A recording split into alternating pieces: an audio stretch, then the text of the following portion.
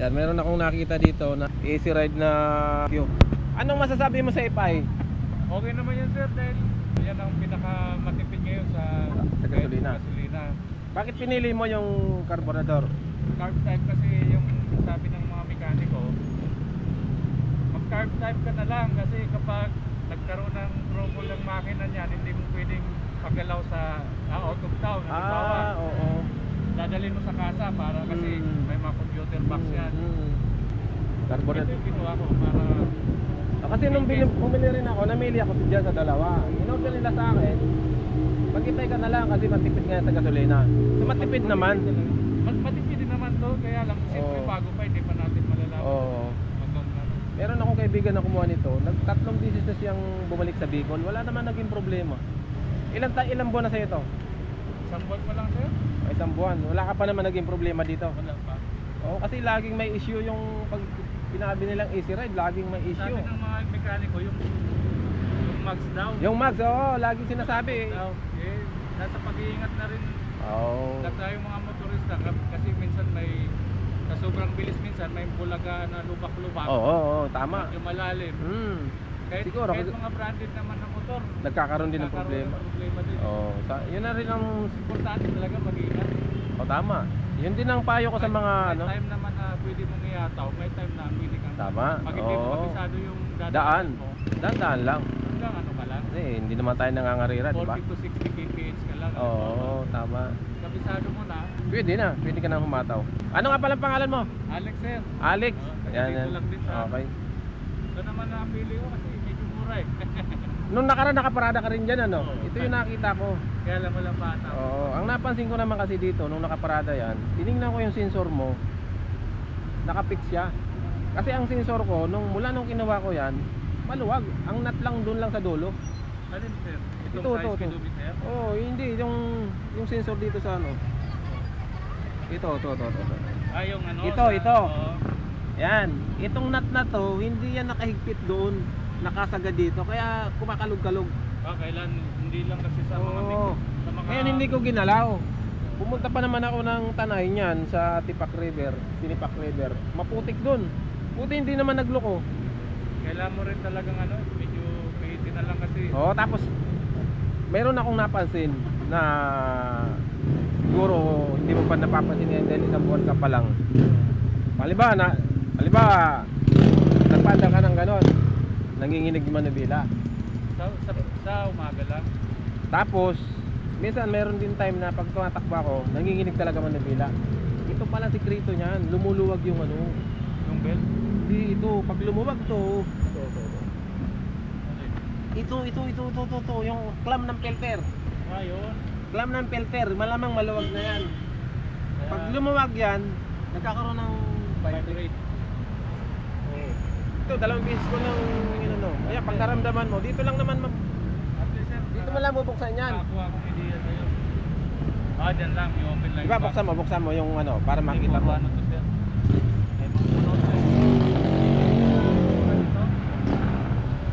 Puno yan sir ng mga Ito. Ayun lang. Yan. Buksan mo Yan to, lang. tapos iangat mo. Then may lock dito yan sa dulo.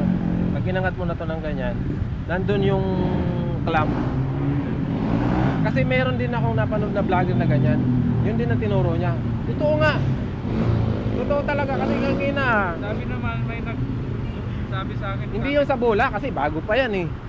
Para mabawasan daw yung ingay ng makina.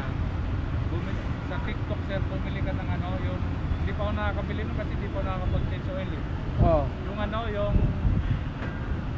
yung Jet 1.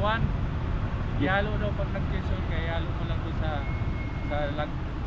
oil na ihalo mo yung konti lang kasi yun eh. Para? Hindi man tahimik yung tahimik ang ng makina. Ano ba yun? Jet 1 sir sa TikTok. Jet 1. So sabi lang Jet 1. Sumubok ka na ba? Hindi pa kasi hindi pa ako nakakapag-change oil. Order ako nun. Ilang kilometers ba lang tinakbo niyan? Okay pa lang. Yan pa lang. 300. Pagdating na 500, mag-change oil ka na. Tapos, 1,000. Sabi ko nga sir sa pwede na ako mag-change oil kasi hanggang 60 lang yung takbo ko eh. Okay lang yun. Hindi ka pa naman humataw talaga. Pero minsan, nasobra, ano na pala, 70. Oo. Kasi nang ano ako, parang Na long ride mo na ba to? hanggang ano pa lang siya. Hindi, malayuan. Hindi pa. Wala pa. Kasi nung nag long ride ako niyan, pag-uwi ko nagtinsuwil ako agad. Ang lapot pala ng langis tapos itim na. Oo, kasi Oo. Kasi sunog na yun. Kailangan mag-tinsuwil ka na. biruta kasi niya sa loob. Oo. Daw. Saka sabi nga ng iba, mayroon din nag-comment doon sa ano ko na kapag linabas daw sa kasa, testing na daw yun. Sabi ko hindi. Kasi mga granahe niyan, masisiki pa yan. Hindi mo kailangan ihataw yan. Meron nagko-comment naman na yung valve niya, kadalasan kapag limit lang yung takbo mo, magkakaroon ng ganda yung kasi parang Oo. nag-aasa yan eh. Oo. Ngayon, kailangan mo rin pag minsan-minsan isobra para buhos yung ano, buhos, para yung ano nung bomba niya sagad Bomba niya, para oo. ano, pag ginataw mo yan na hanggang 40 ka lang, hanggang doon lang ang ano, pagdating lang gusto mong iato, mabagal daw. Mayroon talaga mga rider. Tama yung sinabi mo kanina, nasa paggagamit talaga ng mga rider yung motor. Kahit na mapabranded man yan, Oo. o ano man, nasa paggagamit talaga. Marami din nagko-comment na sabi mahina daw yung magsauli. Eh hindi naman nababasag ang angkas ko, laki-laki. O yan, ang misis ko, angkas ko yan, ang bigat yan. Kapag ano lang Pumunta kami talaga ng sir, Tanay. sa pag-iingat din. Nasa pag-iingat. Kasama rin dasal. Oo, tama. Kasi number 1 yun eh. Number 1 yan. Kapag bumabiyahe, kailangan mo ng Yung bracket mo sa ano, gibibak mo, version to, sir. pang Inmax to, no? Oo, version to? Version to. Meron na kasi ako dati dito kaya naobliga akong bumili nito kasi Match naman dun sa butas, no? Wala ka nang sakto. binago. Nasa version to ang ano mo. Oo. Version to yung ikabit mo. O, tama. Sakto yung butas. Kasi nagtatanong din sa akin yung iba kung yung bracket nito match daw sa kaya ano. lang medyo ano to, medyo kapos di ba sa atin ano dito, match Oo. sakto dito. Oo. Pagdating kulang yung B niya, medyo kapos kaya Awang siya, no? kaya ano ko na lang din yun, yung mga wire doon. Para Pag, hindi pag mabasa. umulan, nababasa, no? Remedyoan ko na lang din ng Oo. iba na yung Okay lang naman eh, kahit nababasa, hindi naman. saka sinubukan ko talaga na iataw magandaan. Konsinta. Content ang ganda, di ba? Oo, ang ganda Kung yun. nakasubo ka na ba sa Inmac? Pagpatakbo ng Inmac. Nakasubok naman no. Kaya, Di kaya ba? halos parehas. Halos parehas lang ano, di ba? Halos parehas na parehas. Hindi mo sombrero yan, andun yung sombrero natin. Ayun, parehas lang kayo. Parehas kasi bigay din sa akin ng ano. Oo, ng Motorstar. Kanya ba to? Sa kanya ito, bago lang. Isang buwan pa lang daw.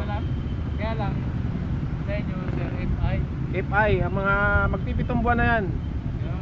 Wala namang naging Wala naman naging problema sa wiring. Saan po kayo kumuha nito Sa 10th Avenue, Caloocan. ano, sa main? Oo, dyan mismo sa ano. Sa main. Oo. Ako dito, sa Dalan-Dalan. Ano, hulugan mo ginawa? Oo, ganda kasi Pagkano monthly nito? 3-4 pag updated ka, 3-1 na lang. 3.1. Kung ikakas mo yung cards na to, magkano? 68. 68. Sa inyo, 75. 75 cash. Pero kinas ko na yan, hindi ko na Yun ang kagandahan. Oo. Pwede mo nang pagpalitan yung mga Oo. Kaya lang, sayang. Gamitin mo na. Sayang naman, oh, ba't ko papapalitan? Dinesign na yan dyan para match na talaga yan dyan.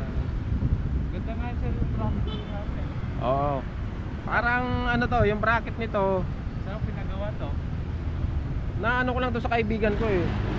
Binigay lang sa akin. Ganda naman pagkakadesign. Oo. Kaya nga, marami nagtatanong dito kung saan ako bumili. Matibay kasi ito. Ha? Matibay yan. Bakal. Matibay. Ito pag nag-crack, wala na. Hindi mo na pwedeng Parang pundido yan, ano? Oo, hindi Oh, mo na pwedeng pundido yan. welding. Parang ano yan eh, casting yan eh. Yung alloy. Oo. Casting nga yan, na alloy.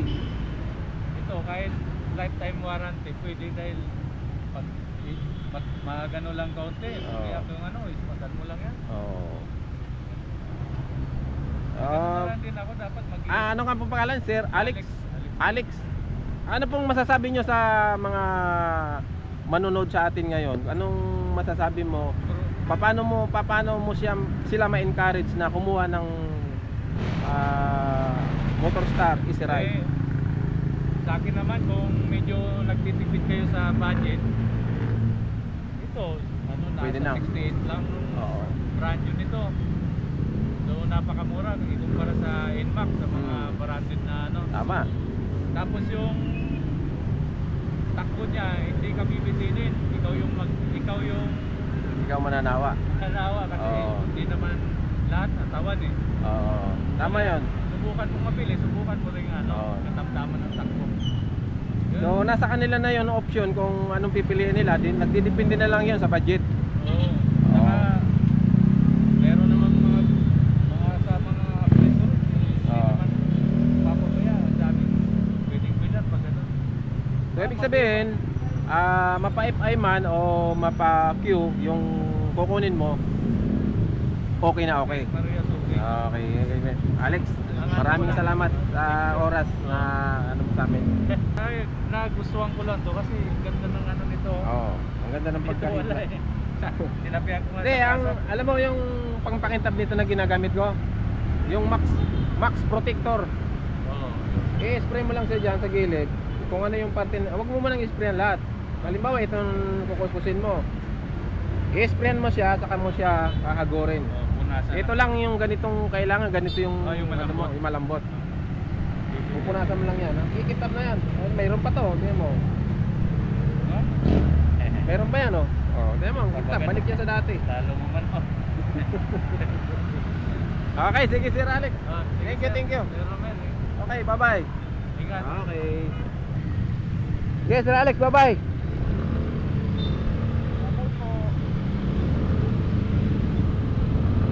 Okay, nakakita tayo ng isang easy ride user. Ayan. Talagang bilid na bilid siya sa kay easy ride. Tama yung sinabi niya, kung mapakyu ang kukunin nyo o kaya FI, nasa yun na lang. Dumidepende yan kung kaya ng budget. So isa sa mga rider na nagpatunay sa atin na maganda talaga ang performance ni Easy Ride. So dati rin daw siyang nakagamit ng NMAX. So wala din daw naman pagkakaiba ang takbo. Kung sa bilis, mabilis naman. At sabi nga niya kanina, masarap ihataw at mananawa ka talaga kung hanggat saan gusto mo i-liberatin. Totoo naman talaga, kahit na ito nga, may angkas nga ako. Kahit na paakyat minsan hindi kami nabibitin. Totoo yun. At saka dun sa manonood sa vlog na to, yung lagi kong sinasabi na yung clam ng filter dyan sa baba, at kapag yun ay lumuwag, mararamdaman nyo yung panginginig ng manubila. So hindi yun nangangahulugan na bula ang may problema, kasi hindi pa naman talaga luma, hindi pa taon na tinatakbo, pero nararamdaman mo na yung panginginig. So hindi yun sa bula. Kaya pag lumuwag yung clam ng filter doon sa baba, yun na yun, mararamdaman mo na nanginginig siya. So kanina lang, bago kami umuwi papunta dito, so naramdaman ko, so hindi lang natin na-videoan ngayon ang tining-tining na naman. Tama yung sinabi ni Sir Alex kanina, na kung ikaw ay nagtitipid o kaya sakto lang ang budget mo para bumili ng motor at hindi mo kayang bumili ng mga branded, okay na yung Easy Ride. Ang sinabi pa niya kanina ay nasa paggagamit lang talaga, kahit na branded ang sakyan mo. Kung bara-bara ka naman talaga sa pagdadrive, talagang masisira. At saka yung mga reklamo na ang sinasabi nila yung mags daw din yan sa hulihan mahina. So paano? Kasi kung minsan mabilis ang takbo nila, tapos Hindi nila napapansin, dumaan sila sa lubak, dumaan sila sa ham. May tendency na mababasag talaga yung mags nila. Kami naman, ang bigat ng angkas ko, wala naman naging problema sa mags, hindi naman nagka-crack. So tama yung sinabi ni Sir Alex na nasa pag-iingat lang, nasa driver kung bakit nagkakaroon ng problema ang sasakyan. Mapabranded man yan, nasisira pa rin. So hanggang dito na lang ang ating vlog. Nandito na kami, malapit na kami sa aming bahay. Maraming salamat.